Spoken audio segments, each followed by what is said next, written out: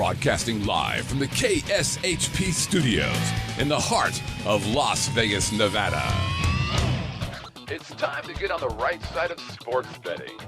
It's time for the Odds Couple.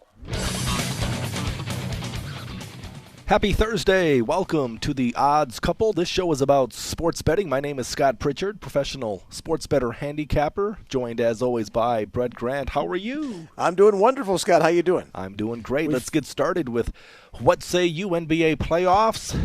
Continue to be very, very exciting. Last night, Eastern Conference, the Miami Heat at home, they advanced as they knocked off the Chicago Bulls, but a great effort by Chicago. Once again, we've gone on record many times over the past few weeks, few months.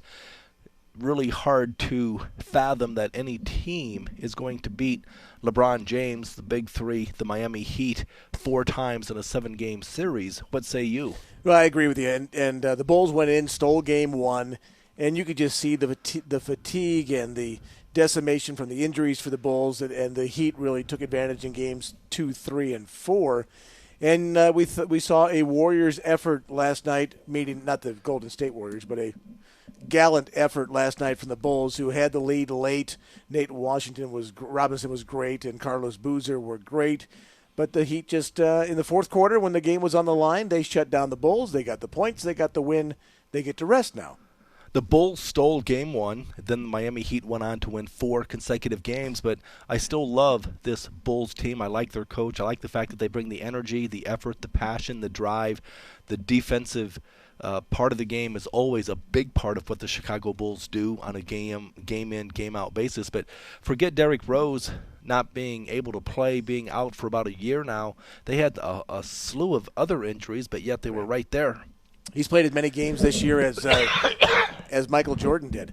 It was a year for Derrick Rose, and I know Anthony will probably talk about this tomorrow a little bit when he's on the show with you about Derrick Rose, as he thinks he should have come back and play. But even if Derrick Rose was back in this series with the other injuries to Luol Deng and Kurt Heinrich, it still wouldn't have made a difference. Maybe they win another game. They're not winning the series, and they're not advancing to the NBA Finals or the Eastern Conference, winning the Eastern Conference, because they're not going to beat the Heat. They just don't have that kind of depth to be able to do it. While Derrick Rose probably should have played at some point, you're saying, come on, let's go, lace him up, let's go play some basketball.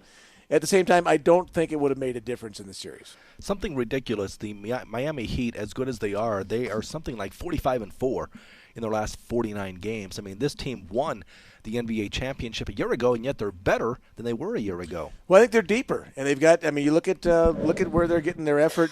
When you look at the box score and what happened last night, and you look at now with Dwayne Wade being injured, is from the depth standpoint. When you're able to bring guys, obviously they went out and got Ray Allen, and then you're able to bring Norris Cole off the bench, who's been very good in this series. Didn't have a lot of points last night, but he's been, the game before in Chicago, game 4, he was terrific in that series. Then you got Chris Anderson, who they don't have a lot of length when it comes to the Miami Heat, and Birdman actually serves a purpose with that team other than being a freak show. Birdman is a freak show, but he does serve a purpose on this team, and he was a good clog for the Denver Nuggets, a good role player. I mean, he comes in, plays good defense, blocks some shots. Yes, he's a freak, but so was Dennis Rodman, but Rodman knew his role, and not to compare Birdman to Rodman, but the Birdman, again, he is a good rebounder. He blocks shots, and they have some role players on this team. We know about the Big Three with Wade, who has not been 100%. Right. Bosh, James. But the supplemental parts with the signing of Ray Allen, Rashard Lewis, Shane Battier has been a mainstay, an anchor of this team. They're well coached. I mean, their coach, people forget, he was number 2. He was voted second for Coach of the Year.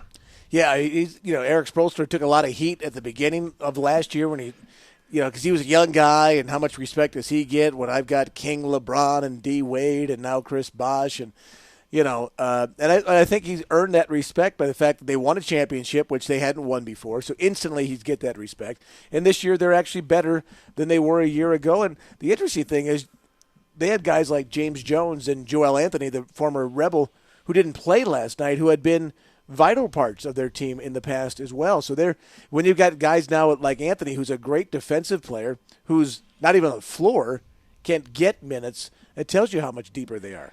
Miami Heat advancing to the Eastern Conference Finals, taking on the Indiana Pacers or the New York Knicks. I think we tend to agree it's going to probably be the Pacers at this point.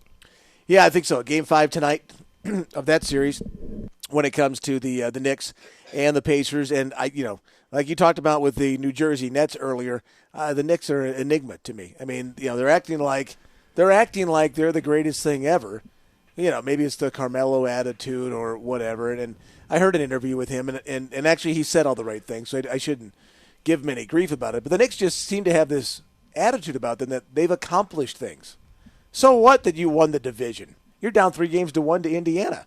So you better win 3 straight, otherwise you're going home playing golf, and it doesn't matter anyway. You're down 3-1 to the Indiana Pacers, and you were favored to beat the Pacers. There's no shame if you are not projected to win. Right. If you're a considerable sized dog and you come on to win, or if you should lose. But the fact that you're a good size favorite, I mean, it's good to have confidence, but there's a fine line between confidence and arrogance. Where was that series when it opened up? What was the number? The Knicks were, I'm trying to remember so many numbers in my head constantly, not from minus playing, not 140, from 150, couldn't have not been from big. not from playing bingo either. Right.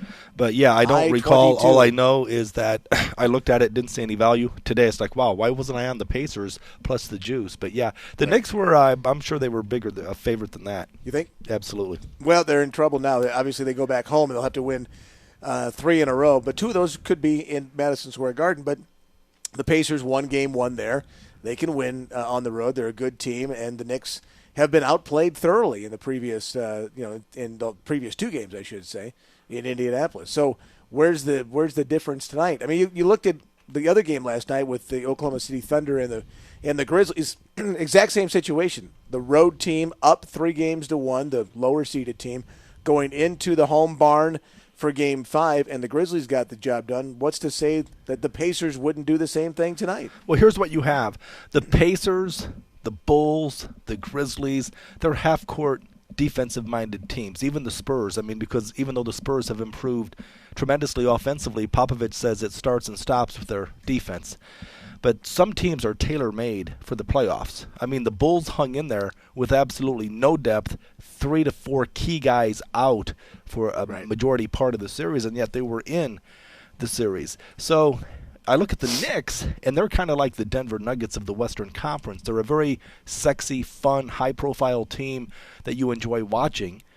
The Carmelo Anthony show in the regular season, but that does not parlay into postseason success. I mean, again, it's about defense, half-court sets. Well, or Josh Smith, or who the 6th Man of the Year award, which I know is your favorite award.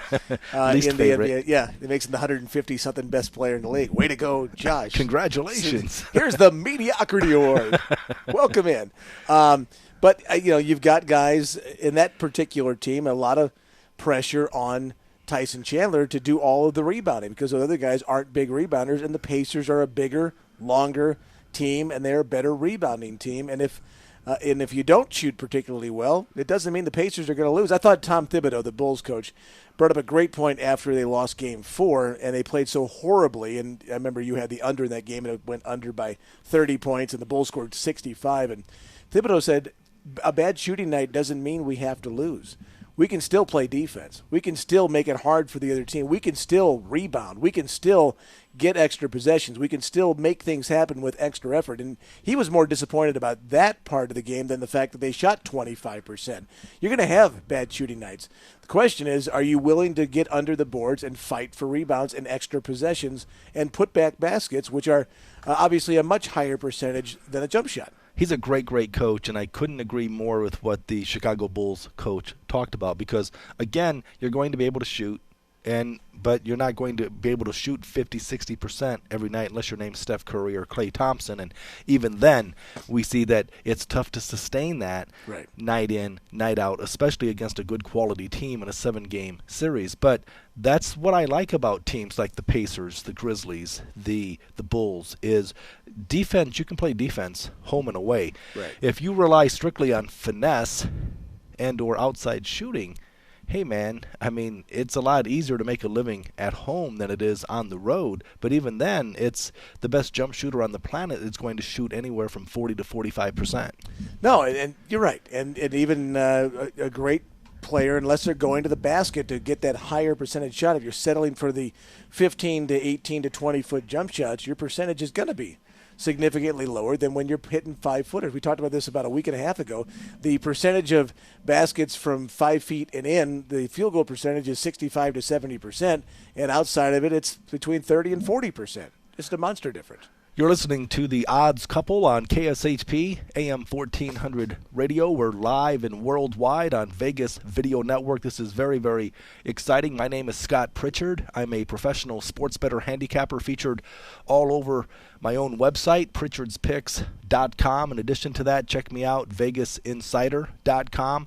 Tim Donaghy, former NBA official, his site, refpicks.com. I'm joined by Brett Grant, the GM at KSHP AM 1400 radio. The studio line is open at 702-221-7283. We would love to field live chat questions through Vegas Video Network and or live studio questions at 702-221-7283. Had a gentleman, I believe his name was Dave, but I'm not sure, yesterday call in talking about the tremendous disparity on big fat money lines and how so many places in Las Vegas will not even let you bet into whether you lay the big fat minus or take the big fat plus. A couple of three places, Cantor Gaming, of course, and then LVH, Jay Carnegie, who's a class act. I like saw that. him last night. Oh, you did? Great guy. Yeah, he used to be at IP, Imperial Palace, but he will actually take a bet. The only thing is I'm not fond of LVH as a professional sports bettor. I like the fact that they will take a bet, but their lines are sharp. I mean, you don't find a lot of disparity of these other places. You're looking for the edge, and they're not giving it to you because they're pretty savvy. I like the fact that they'll let you bet.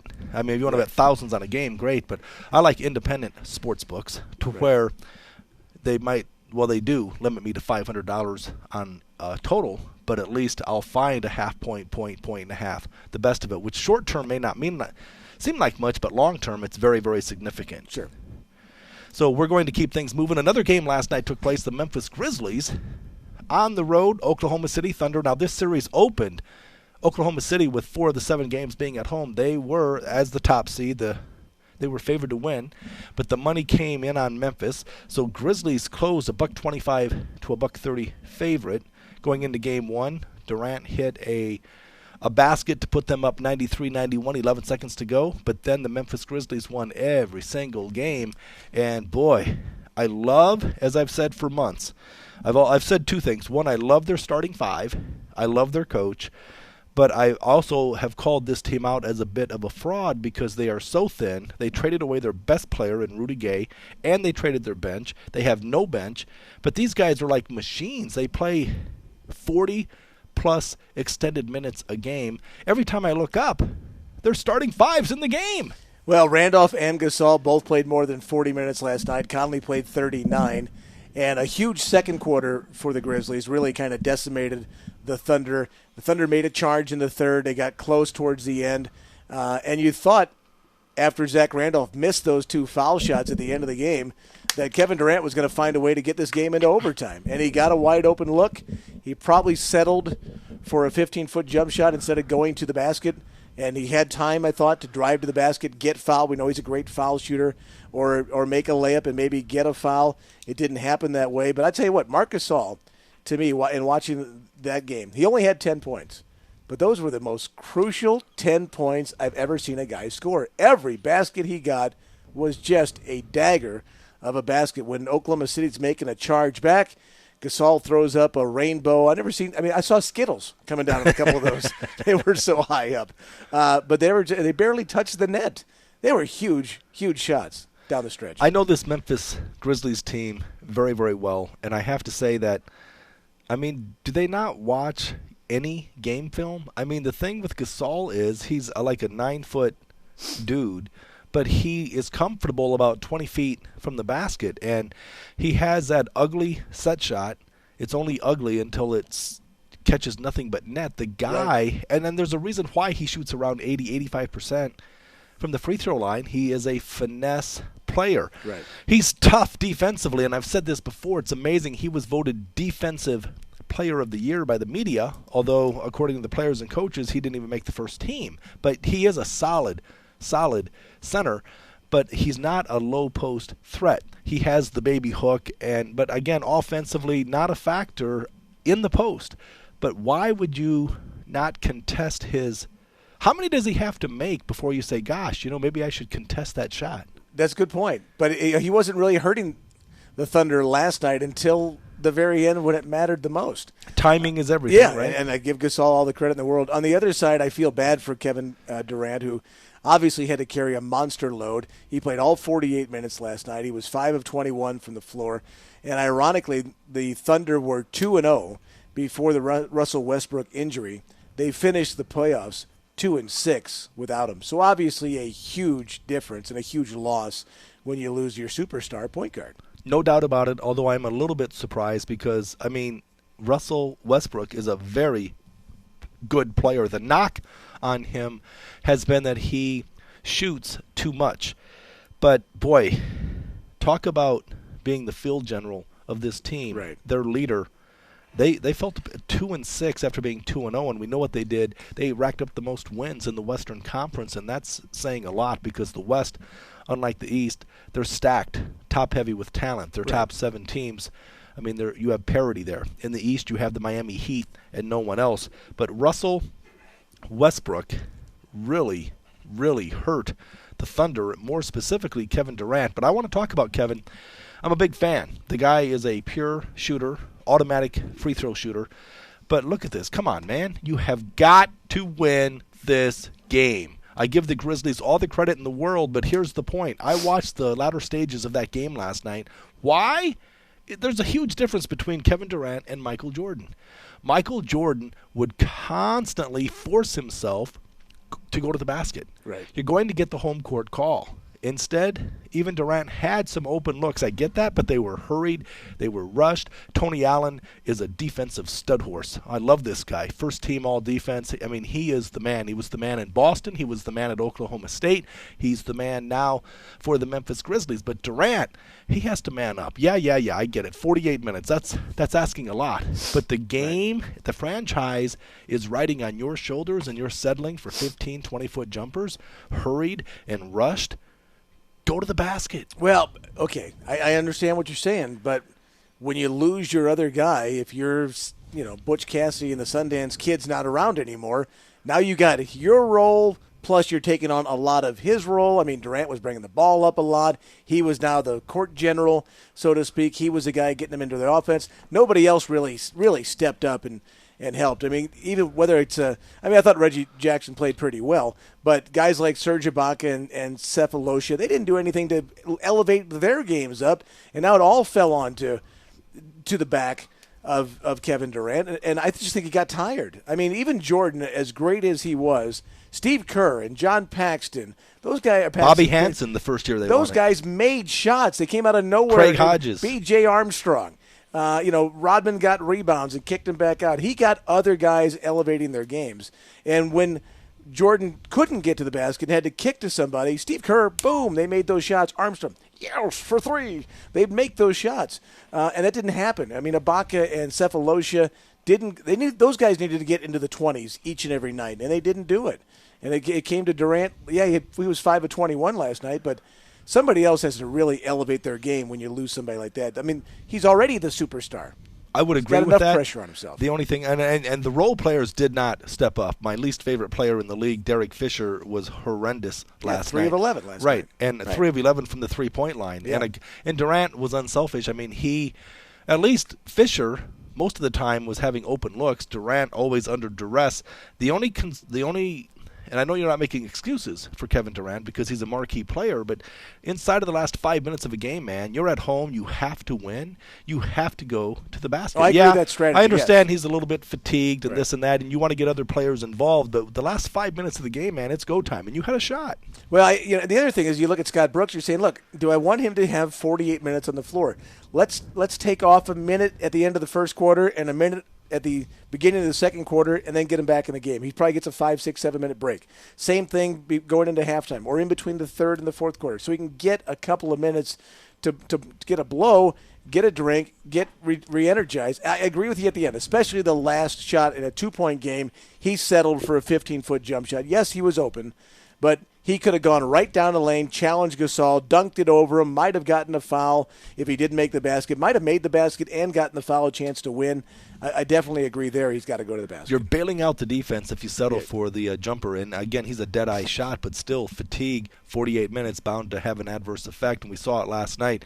So the Miami Heat, they're in the Eastern Conference Finals. The Memphis Grizzlies, they're in the Western Conference Finals. First time ever for the Grizzlies. So we should say congratulations to Lionel Hollins, the former Las Vegas Bandit coach. Right on. They were bandits. They still owe me money, by the way. Is that right? Yes, they do. Not Lionel personally. Right, yeah, okay. The guy that owned the place. You want to expand on that? We carried the games. Right. They haven't paid for it yet. And they still That was like a decade ago.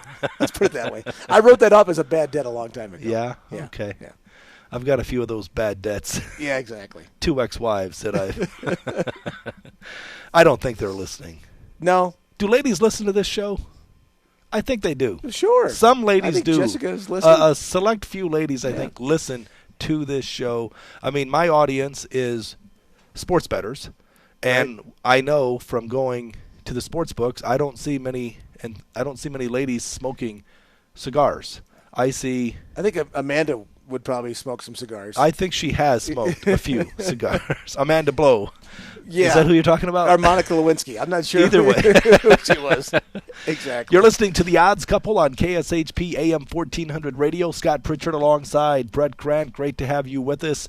I'm a professional sports bettor handicapper. Check me out on Pritchard'sPicks.com, VegasInsider.com, RefPicks.com. We have a segment called Spin to Win. The professional sports bettor knows that you never bet with your heart. You only bet with your head. Check your emotions. Check your ego at the door. I'm going to spin the wheel. Big game tonight. The Golden State Warriors hosting the San Antonio Spurs. It's Game 6. Spurs are up 3-2. And the point spread for this game, Spurs, small favorite, 1.5. I'm going to spin it to win it. I am forced to make an argument for whichever team. Brett automatically has to take the opposing team because the smart bettor knows that you should be able to make an argument for either team before you step up and put your money on. Who do you want to? I want the Spurs. That's man. who you got. All right, I'll take it. San Antonio Spurs. This is cheap. They're laying 1.5 at Golden State. I'll tell you why this is cheap. I've talked about it before, and of course I was on the Spurs the last time they were in Golden State. Right. Actually, Game 3, similar situation. Actually, they were getting 2.5, 3 points is what I played. In this case, the Spurs, I mean, especially based on what happened last night, there's urgency here. They do not want to give the Memphis Grizzlies too much time because they're a tired, fatigued team. They have no bench, the Grizzlies, so the Spurs need to take care of business now. For all intent and purpose, they had Game 4 won. They blew an 8-point lead thanks to the refs in the last 4:49 of that game. Overtime, random. Anything can happen. Spurs were outscored 13-3. Tonight, Spurs minus 1.5. The Warriors are getting way too much respect. I mentioned before, late in the season, I was at the Palms watching the Spurs play the Warriors. It was 5.5. And that was without the Spurs being healthy and the Warriors having David Lee. Now, Lee may play tonight, limited minutes, 5 to 8 minutes. He's pretty much a non-factor. Leonard and Green are two defensive stalwarts, and they have figured out how to contain, slow down. You're not going to stop Curry and Thompson, but they combined for 6 for 22 shooting, 13 points the last game. San Antonio Spurs minus 1.5 is cheap. Winner, winner, chicken dinner, ring up the ringer, see the cashier. Boy, you're just abusing that thing. Pretty much, I'm pretty cocky with this game. The Spurs win. Spurs win going away. Well, the interesting thing about this game is, and to use a hockey term, it's 6-on-5. I got Joey Crawford on my side, too. Oh, man, now I am concerned. He's one of the referees in this game. You're toast. You might as well just go home. Forget about it. You have no chance. For whatever reason, friends, we talk about this. When I handicap baseball totals and games, I always check to see who the home plate umpire is, and those stats are available. And I've talked for years about Joey Crawford, the ref, NBA, one of the officials. David Stern does not like Greg Popovich. This isn't news. This isn't anything new. But San Antonio Spurs fans will tell you there's a conspiracy. Crawford, Stern versus Pop, even Duncan. I mean, Duncan and Ginobili, Parker, they do not like Crawford, and there's no love lost between this. So it's just interesting to me. Such a big game, and Crawford has been assigned the game. Now, he's a dead under ref, by the way. The 3 officials tonight, I'll get into that a little bit later. 2 of the 3 are dead under officials. The one dude is a slight over, but I did not mean to interrupt. But Crawford, knowing that he's officiating is big news. That was called a layup, Scott. I like that. I laid that up for you because I knew you had some information. I wanted to hit it out of the park. Yeah, exactly. Hey, the Warriors are 5-1 against the spread in their last 6 home games. 5-1, including 2-0 against the Spurs at Oracle Arena. Make sure you have your headphones on, by the way, because it gets loud in there. I've heard. The under, you mentioned the under. The Spurs are 12-3-1 in their last 16 road games to the under. So I think the under is something to maybe take a look at in this particular spot. Steph Curry, obviously, Klay Thompson, down 3-2. You want to be at home. It's been a seesaw series. It's been a very even series. No reason for me to believe that the Warriors can't force a Game 7 back in San Antonio. I think as Anthony says, or Dwight was saying earlier in the week, they're old. They're old. Games back, overtime game back on Sunday, a game on Tuesday, now back on Thursday, travel in between. I think that could be a factor on Tim Duncan's legs and Manu Ginobili. They better bring their canes. They're going to be chasing Steph Curry and Klay Thompson around the court. I get the home team. I get points. All right, I'll take it. Don't believe everything you hear when it comes to my good buddy Daryl and my good buddy Anthony Padilla. I'm sorry, I said Dwight, but Daryl, yes. I thought maybe that was his nickname. I had it with a D. I was close. You remember Amanda's name, Isn't that shocking? But you forget Daryl's. Isn't that just shocking? But you've never heard me say that this Spurs team is old, and you'll never hear me say it because don't confuse old with proven. Tim Duncan is having one of his best seasons ever, averaging a double-double. He's in absolute great shape. Tony Parker, proven. Manu Ginobili, the idea is, where are we today? The Spurs are healthy, hungry, annoyed. They're going to make quick work of the Golden State Warriors tonight. I'm surprised it's actually gone this far, but things have a way of playing out the way they should. I mean, for all intent and purpose, the Warriors blew a 16-point lead, 4 minutes to go in Game 1, so they probably should have won that game. The Spurs forced overtime, ultimately ended up winning. But the last game, the last game that they lost, I believe it was Game 4, they were up 8, 4:49 to go before giving that game away, compliments of the refs. But we don't make excuses here on the odds couple, but we have to analyze numbers, odds, laws of probability. Who are the officials? Are there any vendettas out there? Are there any conspiracies? I didn't used to think so, but then I started reading excerpts from Tim Donaghy's book, Exactly. and now I'm... And the reason I say that, I'm concerned because here's what we have. Please understand, you check your emotions at the door, but when you have a lot of money at stake and you read that 2 big games were on the take, a la Game 7, the Portland Trailblazers up 13 points in the fourth quarter against the Lakers, only to find out, per what Tim Donaghy said in his book about Dick Bavetta, who Dick Bavetta is the go-to guy in the NBA. Right. He's Stern's golden boy. He wants a competitive series, and this lends itself to dogs, okay? Bavetta, he'll always have that team win, but take the points because no one wants to see a 30-point blowout. Right. So, and the numbers bear that, okay? I'm just sharing information based on the book that Tim Donaghy wrote that David Stern tried to block. It's the book that the NBA did not want out. Well, Tim Donaghy made mistakes. He's paid his debt to society, 11 years in prison, NBA official from 1994 to 2007. I'm on his site today, 11 months. refpicks.com. What did I say? 11 years. 11 years. I'm sure it seemed like It might 11 years. Just like our show today. 11 months in federal prison. Now, but it's interesting because Game 7 of the Portland Lake, I had a big future on Portland to win the NBA title, which, of course, the Lakers steamrolled Indiana in the finals that year. And then, of course, Game 6, Sacramento Kings, I had them at 7-1, worth about $42,000 against the Laker girls. And that game was on the take. Getting back to the Portland, you might look at me like, well, how can you say that? It sounds like sour grapes. Well, I've never discussed this until I read the book, because friends of mine, fellow professional sports bettors, said, man, that Portland Laker Game 7 was a little dicey. It was. And I just said, nah, that's just sour grapes. So I never gave it a second thought until I read Tim Donaghy's book, knowing that Bavetta was one of the officials, and also looking at the numbers. 37-16. 37 free throws for the Laker girls, 16 for Portland. And I'm still not calling out the refs. I'm not. It might sound like it, but Rasheed, overrated, overhyped Wallace, the most overhyped player on the planet in any sports, a whiner, a crier, a crybaby. Because of this guy, we have a tech rule, 16 technicals in a season, and then you serve suspensions thanks to Rasheed Wallace. Your parents must be so proud. But Rasheed Wallace, Brian Grant, Steve Smith. I have a brother named Brian Grant, by the way. These guys did not go to the basket. So maybe that's why you only attempted 16 free throws. But 37 free throws to 16. And then the other conspiracy was Game 6, Sacramento versus the Lakers. Big future, $42,000 on the Sacramento Kings. And, of course, according to the book, they said, okay, we'll try to tweak this. The league wants it to go 7 games.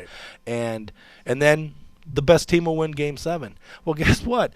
Sacramento had home court for Game 7. That's great. But the problem is they're a bad free throw shooting team. And, again, you can't blame it on the refs. And I'm not. I'm just saying, gosh, this is pretty sickening, knowing that so much was at stake. 13 of 27, Sacramento. So the refs were not the ones bricking free throws right and left. So when I bring it to your attention that Joey Crawford is officiating tonight, buyer beware. Word on the street has it that there's a vendetta, and has been, against the Spurs and Popovich for years. Talk to anyone in San Antonio, they will tell you what I'm telling you. So it's just kind of interesting to me. Big game, Game 6. I like the Spurs, but Joey Crawford is one of the officials. Well, it is interesting, and the one thing about the NBA versus any other sport, people always say, oh, they want the big markets, they want this. The NBA is not necessarily about the market as much as they are about the star.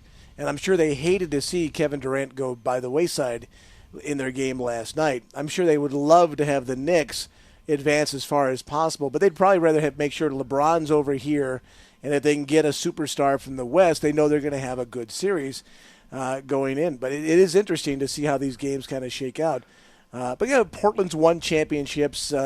Teams like Utah were in the finals. Phoenix was in the finals. But if you think about those teams, it was Karl Malone and John Stockton. It was Bill Walton and those guys in Portland. It was Charles Barkley in Phoenix. We're not, when Indiana went to the finals, it was Reggie Miller, a superstar, going to the finals. When it was Orlando, it was Shaquille O'Neal, a superstar, going to the finals. You don't see the Milwaukee Bucks heading to the finals very often. Well, you did when Kareem Abdul-Jabbar. Right, back in the day. But that has to do in 1971. But that has to do with the Kansas City Royals ever get there? Or the Kansas City Kings? You'd have to ask Don Kansas City Dickinger. Kings, I should say. Yeah, Don Dickinger, he's one of my favorites. Believe me, as a Cardinal fan. Well, we still talk about Don Dickinger. Now, that was 1985. I was a senior in high school when that happened. So I was at a St. Louis Blues hockey game with a small little 13-inch television set with my buddy. We were watching the baseball game while we're at the hockey game. And even on that little 13-inch TV, we knew that Todd Worrell had gotten the out.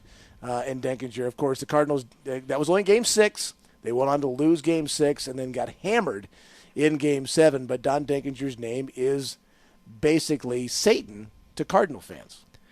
Well, we talk about the NBA, and it is a star-driven league. That's why, in defense of the Memphis Grizzlies, I was happy to see defense be awarded, because Tony Allen was on Kevin Durant last night, but Kevin Durant, you didn't even involve the officials. Right. You put it on the official to make the call, but if you're settling for jump shots, there's nothing they can do. I mean, for years, Rajah Bell, defensive star, but he always got railroaded going up against Kobe Bryant. And Donaghy talks about that in his book. So, Again, it's a star league. star-driven league. No one wants to see the star foul out. So just, again, it's your money. Respect your money. The Spurs, my money. I like the Spurs tonight, but not as cocky or as arrogant as I usually am because of Joe Crawford. He's one of the officials tonight. It'll be interesting to watch the game with that in mind, and then tomorrow morning when you and Anthony are discussing the game, what you have to say about it, depending on how the game unfolds tonight. Odds Couple, heard live Monday through Friday, 10A to 11A. I'm joined by Brett Grant. Monday through Thursday, every Friday, my good buddy Anthony Padilla joins me. Headline comic here in Las Vegas, a good friend, heck of a guy, and unbelievably sharp when it comes to handicapping. Anthony Padilla. No, I say not dressing, no. As hot as we have been here on the Odds Couple, Anthony has been off the hook. The last time he lost a game, he gives out his best play every Friday. He has not lost since sometime in February. I'm 9-2 on the show. My last 11 plays. Yesterday, my game fell out. Brett, you've been on fire as well. I believe 7-4 after losing yesterday. 7-4 in your plays. We both lost, unfortunately, yesterday, but it happens. We were on a 16-4 run. Here's what you have. It's kind of interesting because we know the break-even point ATS against the spread, handicapping, is 52.4%, but I'm feeling pressure, and I'll tell you why. I'm feeling pressure because we've been on fire, man. It's documented, and you lost your game yesterday. My game fell out, and today, instead of a 3-camera set, we have 2. We're down a camera. And we don't have our executive Scott producer. Whitney down for the count. So I'm concerned about what am I going to be without a microphone tomorrow if I lose? The budget has been slashed immensely. Jacob Cannon's still here, by the way. Well, Jacob we had to make some decisions last night after the game. By the way, your check will be it might be pink. That's funny, a pink slip. Yeah. I get that. Okay. We're going to take a quick break. You're listening to The Odds Couple. We'll be right back.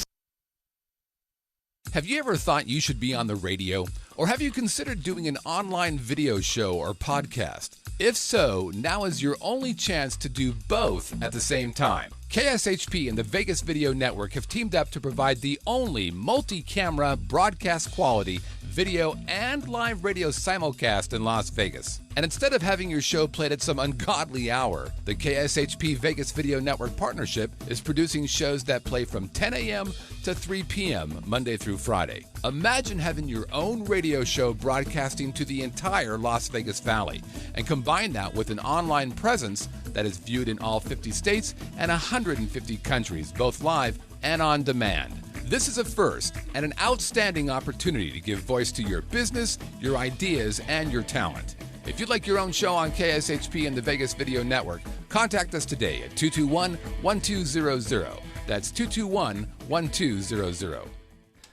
Welcome back to The Odds Couple on KSHP AM 1400 Radio. My name is Scott Pritchard, joined as always by Brett Grant. We're live and worldwide on Vegas Video Network. Studio line is open, 702-221-7283. Live chat up and running.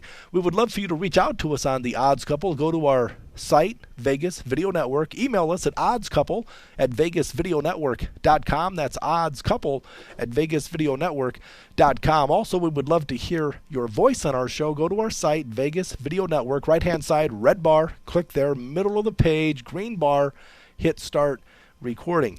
Live chat up and running. Studio line open, 221-7283, area code 702. If you miss this live, don't worry about it.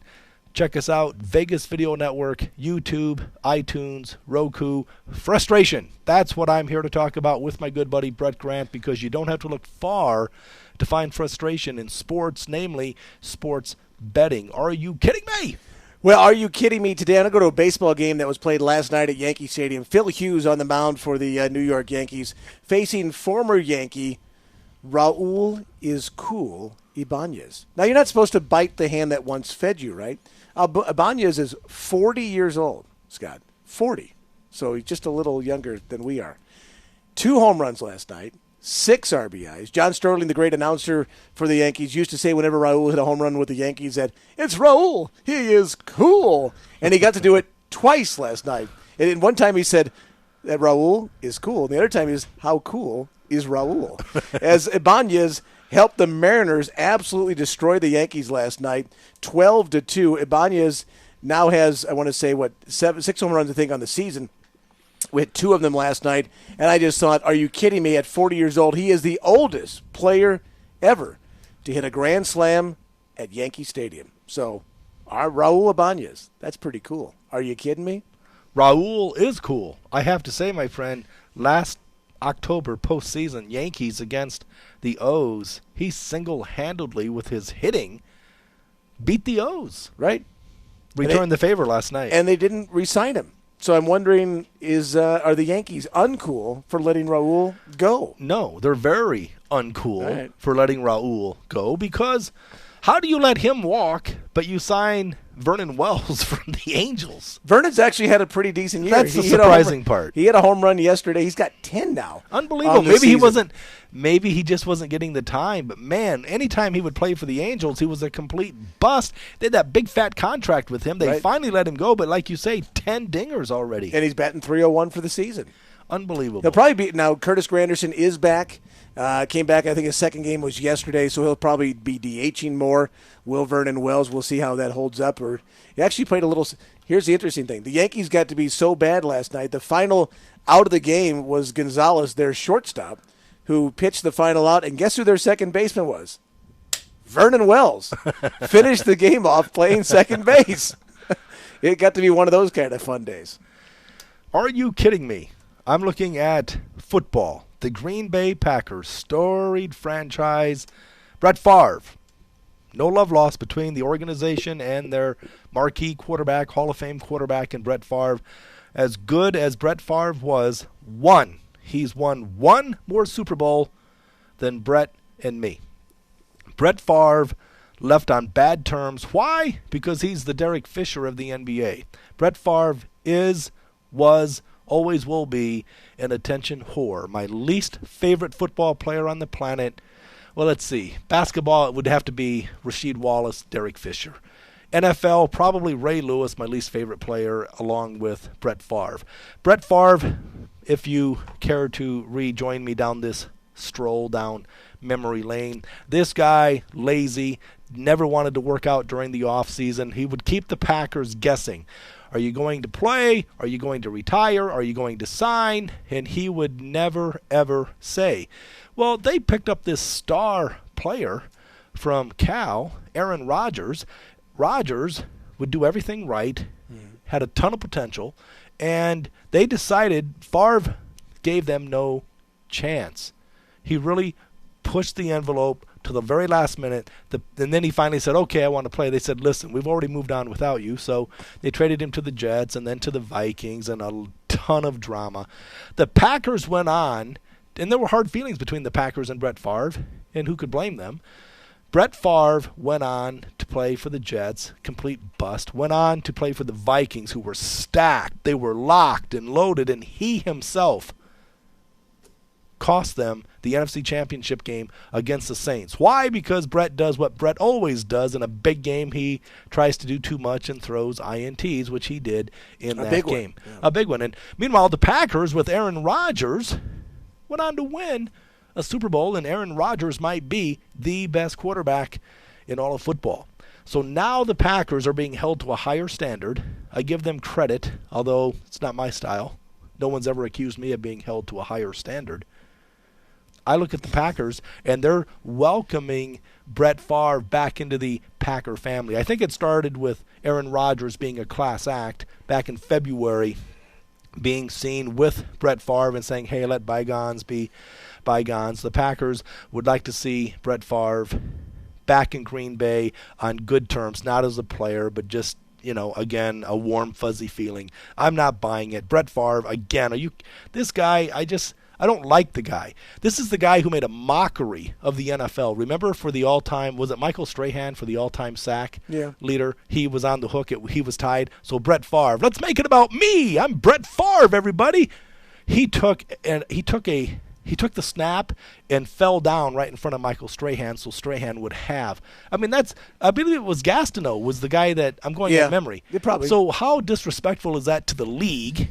Number one. Number two, that wasn't his intent. His intent was to make him part of the record, and it backfired, and it certainly should have. But do you remember that? I do. I do, but maybe I should let it go. Move on. It's such a bogus stat in the first place. The sack leader, because we all know Deacon Jones was just he would sack the popcorn vendor. I mean, he did everybody, and they didn't keep track of sacks back in the early days of the NFL. Well, they didn't. Not only did they not keep track of sacks, but they also played 14 games, 12 games, 14 games instead of the 16 that you played today. Yeah, it's like comparing eras with Bob Gibson pitching versus a guy like Clayton Kershaw pitching today, is because you can't compare the amount of innings that those guys threw versus the amount of innings that they throw now, and it's a completely different era. Live ball era, dead ball era in baseball, whatever. Wilt Chamberlain's 100 points back then versus Kobe's 80, whatever he scored. I agree. I couldn't agree more. Whether you're talking about comics, speakers, football players, people today are better today than they've ever been. Right. I mean, Bruce Jenner, 1976, was the man. How do you think he'd do today? I mean, age notwithstanding. Yeah. Well, he's got all those Kardashians to worry about. I mean, he's got more problems than anybody I know. But if he had the same training regimen that those guys had today when he was running in the 1976 Olympics, I'm sure he would do very well. I think the great athletes are always the great athletes. I mean, Wilt Chamberlain would still be dominant in today's basketball world. But we're still faster, bigger, stronger, but if he better, had the same, more educated today. We know things today that we didn't know 2,000 years ago. But if Wilt had the same advantages that the modern athlete is, he certainly would be as good, I think, or better. Well, it's interesting. I mean, you bring up Wilt Chamberlain. I mean, the guy was a man amongst children. He was without a lot of bodily fluids for most of his life, and look at what he did. You know, that's why I respect Bill Russell more than I do Wilt Chamberlain. Bill Russell, because he was the man who, 13 NBA titles? Right. And he was the man who would contain or slow down Wilt Chamberlain. So, I mean, otherwise, it would be like me going against a bunch of junior high kids. But I'm saying, okay, let's take a guy like Oscar Robertson, who everybody agrees is a terrific player. If Oscar Robertson was born in 1985 and was playing in the NBA, or let's say 1995, and he was the same age as Russell Westbrook is now, do you think Oscar Robertson would be as good as Russell Westbrook? Of course he would, if not better. He'd be the best point guard in the league. Interesting. If he had the same training, the same nutritional information, the same coaching, and, of course, all of his own intangibles that he brought to the table. How do you feel about Brett Favre and the Packers making up? Do you care? I don't really care. I think it's unnatural. It's always nice to have a guy who's beloved, and he was beloved, having that guy back in the fold. That's one of the reasons why I go back to the Cardinals a lot. They bring all those guys back in, all their Hall of Famers, all the guys that made the franchise special, and we see it with Stan Musial, but Ozzie Smith and Lou Brock and Red Schoendienst and Bruce Sutter. Even though Bruce Sutter played for multiple teams, he comes back and he's in his red coat on opening day at Busch Stadium in St. Louis, where he could be in Chicago, he could be in Atlanta, where he had success, but he won championships there. So, I don't have a problem with that at all. You're listening to The Odds Couple on KSHP, AM 1400 Radio, live and worldwide, simulcast on Vegas Video Network. My name is Scott Pritchard, featured on Pritchard'sPicks.com, joined by Brett Grant, the GM here at KSHP. This is an exciting part of the show because this is where we together put money into your pocket as Brett and I together put you on the right side.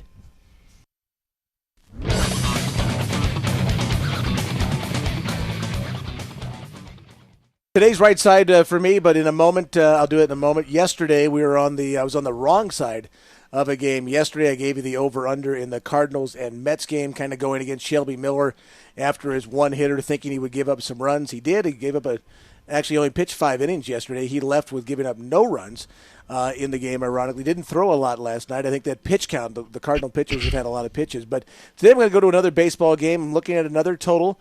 This one involving the Tampa Bay Rays and the Boston Red Sox. A 9-2 game yesterday went easily over the total. Tampa is 23-11 to the over this year, and Boston is 21-18. So those two teams combined 44-29 to the over. And again, Scott's taught me anything under 9 is kind of the magic number when it comes to the American League. This game's sitting at 8.5, 8 even at 8.5. I'm going to go over the 8.5. Again, a matchup where I think two teams offensively are really swinging the bats real well, and I think we'll see another offensive game in Tampa. Interesting. Again, the more you know, the more you grow, you have an advantage. He with the most information oftentimes wins in life. It certainly applies to professional sports betting. We've been talking about how the Rays have been a dead over team. The Red Sox, a slight over team, 21-18. But, wow, I mean, that's one more tool that you can, or one more weapon you can use in your arsenal when it comes to handicapping these games. And we talk about 9, American League being a key number, 7 being a key number. A lot of the same information the odds makers, the sports books know. You need to know as much, if not more, than they do to give yourself. Their job is tougher. Believe it or not, their job, they have to post a side, total, money line, point spread on each and every game. Your job is to be selective, find value, spot your picks, pick your spots, and never pick your nose. All right, to recap my play from yesterday before we get to my right side, 9-1.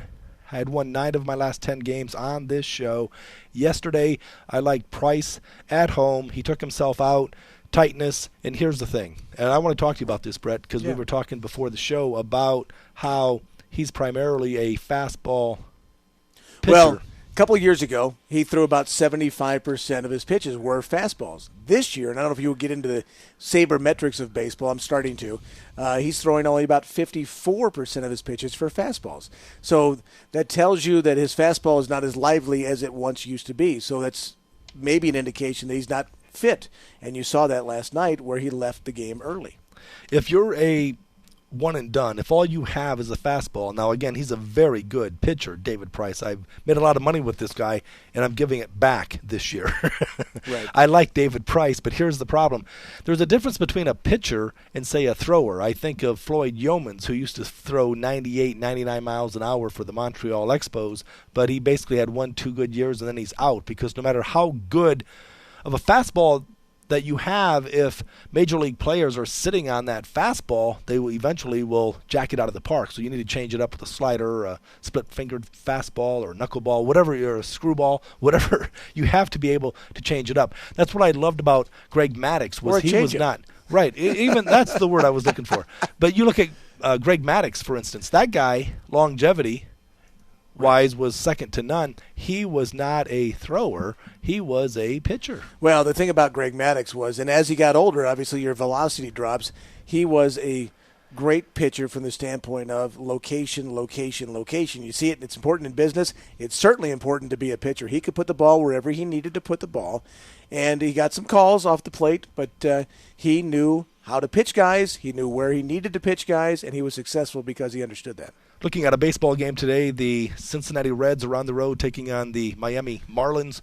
I like the total for the game is 7. I have an opinion on this game. Now, keep in mind, I'm 9-2, 9-1 going into yesterday before getting on David Price, big fat loser there. 9-2, my last 11 plays, ATS and or against the spread. I bet totals a lot in baseball, and I tend to be a dog player in baseball. I'm looking at a total, the Reds, Marlins, the total is 7. My money, under the 7. I just don't see 8 runs being scored in this game. And, oftentimes it's not who starts, but who is coming out of the bullpen. Now, Chapman, as far as a save guy, man, this guy, tremendous. To me, forget the numbers. To me, he might be the best closer in all of baseball. Well, when you throw it 100 miles an hour and you're left-handed, that's a deadly combination. One thing, there's a huge advantage to being a left-handed pitcher, first of all, no matter how hard you throw. And then when you take the velocity of a guy who can throw it 100 miles an hour, and just a little bit of wildness makes people nervous. You saw that with a guy like Mitch Williams back in the day. Well, he was more wild than anything else. Right, but he was more of a thrower. But Aroldis Chapman is the same kind of guy. He can go up in the zone and just enough to get you thinking that the next one might be in your ear hole, and then he comes up and throws a nasty slider, and you're sitting back down on the bench. He might be the most challenging guy to hit right now, especially in a late-game situation where game's on the line, and you only get to see him once.